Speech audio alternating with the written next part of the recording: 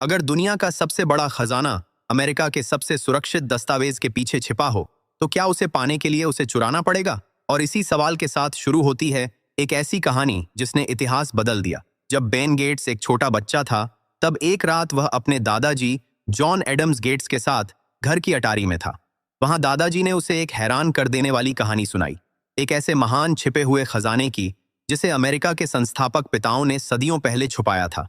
यह खजाना इतना विशाल था कि इसे सभ्यताओं की दौलत कहा जाता था। दादाजी ने बताया कि इस खजाने की रक्षा फ्रीमेसन्स नाम का एक गुप्त और शक्तिशाली समूह करता था, जिसमें जॉर्ज वॉशिंगटन, बेंजामिन फ्रैंकलिन जैसे महान लोग शामिल थे, और गेट्स परिवार को यह रहस्य एक पीढ़ी से दूसरी पीढ़ी तक सौंपा गया था। उस दिन से ही बेन गेट्स इस सच्चाई को उजागर करने के जुनून में बड़ा हुआ। कई सालों तक उसके परिवार का, खासकर उसके पिता पैट्रिक गेट्स का, लोगों ने मजाक उड़ाया, क्योंकि अधिकतर लोग इस खजाने को महज एक मनगढ़ंत पारिवारिक कहानी मानते थे।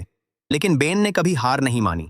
बड़े होने पर बेन एक ऐसे अभियान में शामिल हो जाता है जिसका नेतृत्व इयान होव नाम का एक महत्वाकांक्षी और चालाक खजाना शिकारी कर रहा होता है। इयान ने बेन को इसलिए चुना था क्योंकि गेट्स परिवार के पास पीढ़ियों से चले आ रहे खजाने के सुराग थे। अपने वफादार दोस्त राइली पूल के साथ मिलकर बेन एक पुराने सुराग का पीछा करता है जो शार्लेट नाम के एक प्राचीन जहाज की ओर इशारा करता है, जो आर्कटिक की बर्फ के नीचे सदियों से दफन था।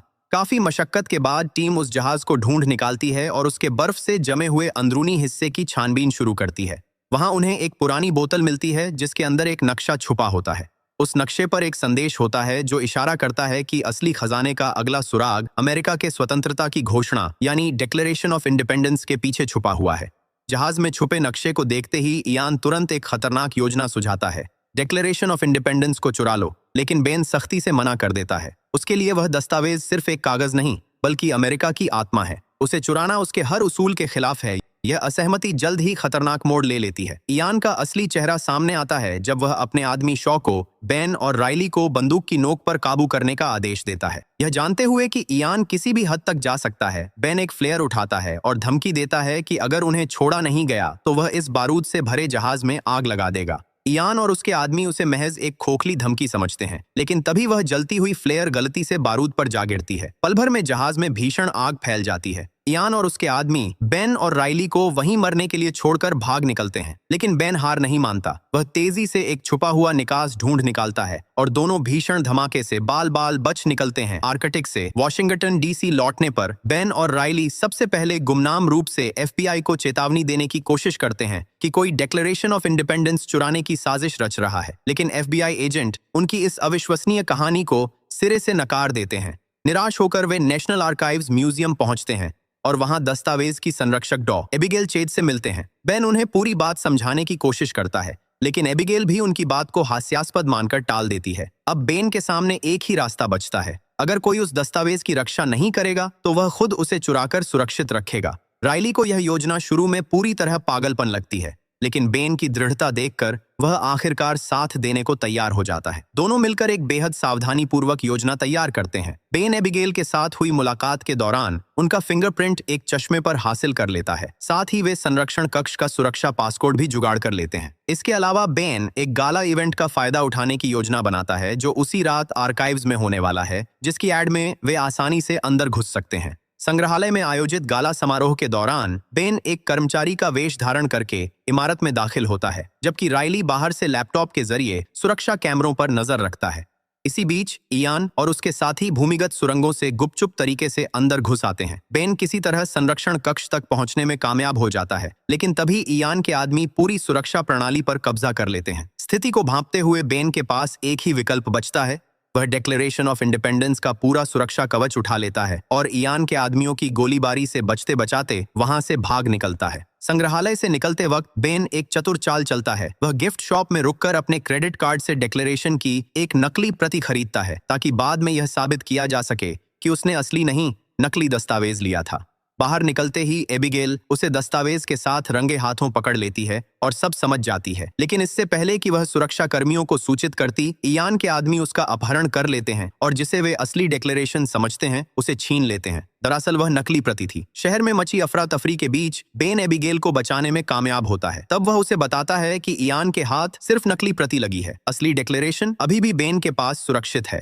हालांकि एबिगेल पहले बेन पर बेहद गुस्से में थी, लेकिन धीरे धीरे उसे बेन के असली इरादे समझ आने लगे कि वह दस्तावेज को चुराने नहीं बल्कि बचाने के लिए लाया था। राइली के साथ मिलकर तीनों डिक्लेरेशन के पीछे छुपे अदृश्य नक्शे को खोजने की कोशिश शुरू करते हैं। बेन जानता था कि नींबू के रस से बनी अदृश्य स्याही को गर्मी देने पर नक्शा उभर सकता है। यह तकनीक फाउंडिंग फादर्स के जमाने में इस्तेमाल होती थी। चूंकि FBI बेन के घर की तलाशी ले सकती थी, इसलिए वे उसके पिता पैट्रिक गेट्स के घर पहुंचते हैं। पैट्रिक, जो दशकों से इस पागलपन भरी खोज के कारण अपने परिवार को बिखरते देख चुके थे, बेन की बात सुनकर गुस्से में उसे नकार देते हैं। उनके लिए यह खजाना एक टूटे हुए सपने से ज्यादा कुछ नहीं था। लेकिन जब बेन डिक्लेरेशन पर छुपे निशानों की जांच करता है तो उसे बेंजामिन फ्रैंकलिन के चश्मे से जुड़ा एक अहम सुराग मिलता है, एक खास मुहर और संदेश जो फ्रैंकलिन के लिखे पत्रों की ओर इशारा करता है। पैट्रिक बताते हैं कि वे पत्र फिलाडेल्फिया के एक संग्रहालय को दान कर दिए गए थे। बेन, एबिगेल और राइली तुरंत वहां के लिए निकल पड़ते हैं, लेकिन एजेंट सदुस्की के नेतृत्व में FBI उनके पीछे लग जाती है। और दूसरी तरफ इयान को भी इन पत्रों की भनक पड़ जाती है और वह भी अपने आदमियों के साथ फिलाडेल्फिया की ओर रवाना हो जाता है। फ्रैंकलिन के पत्रों में छुपे सांकेतिक संदेशों को सुलझाते हुए बेन की टीम इंडिपेंडेंस हॉल तक पहुंचती है, वही ऐतिहासिक इमारत जहां कभी डिक्लेरेशन ऑफ इंडिपेंडेंस पर हस्ताक्षर हुए थे। वहां बेन एक ईंट की दीवार के पीछे छुपा हुआ बेंजामिन फ्रैंकलिन का पुराना चश्मा खोज निकालता है। जैसे ही वह उस चश्मे से डिक्लेरेशन को देखता है, दस्तावेज पर अदृश्य प्रतीक और संदेश उभर आते हैं जो अगले सुराग की ओर इशारा करते हैं। लेकिन इससे पहले कि वे आगे बढ़ पाते, इयान और उसके आदमी वहां आ धमकते हैं। अफरा तफरी में इयान डिक्लेरेशन और चश्मा दोनों छीनकर फरार हो जाता है। तभी एजेंट सदुस्की के नेतृत्व में FBI वहां पहुंचती है और बेन को गिरफ्तार कर लेती है। हिरासत में बेन सदुस्की को सब कुछ बताता है, खजाना, इयान और डिक्लेरेशन का रहस्य। सदुस्की हैरान तो होता है, लेकिन तभी बेन को एक अहम बात समझ आती है। फ्रैंकलिन के चश्मे में एक खास लेंस था जो डिक्लेरेशन पर छुपी और भी गहरी जानकारी उजागर कर सकता था, जो उन्होंने पहले नहीं देखी थी। इसी बीच इयान, एबिगेल और राइली को बंधक बनाकर बेन को एक संदेश भेजता है, डिक्लेरेशन को डिकोड करो वरना नतीजे भुगतो। एबिगेल चुपके से इयान के साथ एक सौदा करती है और बेन को FBI की हिरासत से भागने में मदद करती है। फिर इयान पैट्रिक गेट्स का भी अपहरण कर लेता है ताकि बेन पर दबाव बना रहे और वह नक्शा डिकोड करता रहे। सुराग दर सुराग चलते हुए आखिरकार सब न्यूयॉर्क पहुंचते हैं,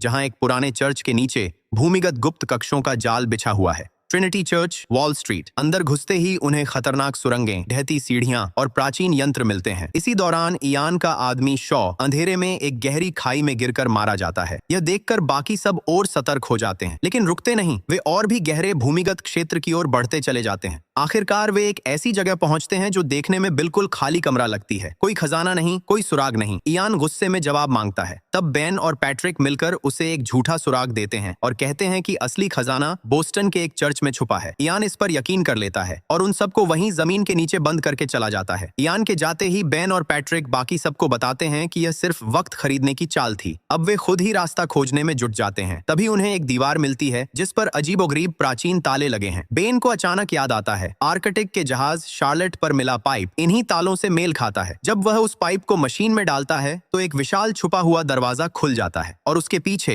एक अकल्पनीय नजारा, एक विशाल कमरा जो सदियों की महान सभ्यताओं के अनमोल खजाने से भरा पड़ा है। सोने की मूर्तियां, प्राचीन कलाकृतियां, रत्न और न जाने क्या क्या। बेन, पैट्रिक, राइली और एबिगेल सब अवाक खड़े रह जाते हैं। यही वह खजाना था जिसे खोजने में गेट्स परिवार की पीढ़ियां खप गई थीं। पैट्रिक की आंखों में आंसू आ जाते हैं। वह आदमी जिसने कभी इस सपने को पागलपन कहा था, आज उसे सच होते देख रहा था। बाद में बेन एजेंट सदुस्की से संपर्क करता है और खजाना सरकार को सौंपने के लिए तैयार हो जाता है, लेकिन कुछ शर्तों पर। एबिगेल पर कोई मुकदमा न चले, राइली को उचित पहचान और इनाम मिले और गेट्स परिवार को आधिकारिक तौर पर इस खजाने का खोजकर्ता माना जाए। सदुस्की सभी शर्तें मान लेता है। इसके बाद FBI इयान को बोस्टन में उसी झूठे सुराग का पीछा करते हुए धर दबोचती है और उसे गिरफ्तार कर लिया जाता है। बरामद खजाने को दुनिया भर के म्यूजियम में सुरक्षित रखने के लिए बांट दिया जाता है। राइली अपने इनाम का जश्न एक महंगी फेरारी खरीदकर मनाता है और फिर भी शिकायत करता है कि उसे और मिलना चाहिए था। और बेन और एबिगेल, जो इस पूरी यात्रा में एक दूसरे के करीब आए थे, अब एक नई जिंदगी की शुरुआत करते हैं। गेट्स परिवार की वह लंबी, थकाऊ और अविश्वसनीय यात्रा जो एक दादाजी की कहानी से शुरू हुई थी, आखिरकार अपनी मंजिल पर पहुंच गई।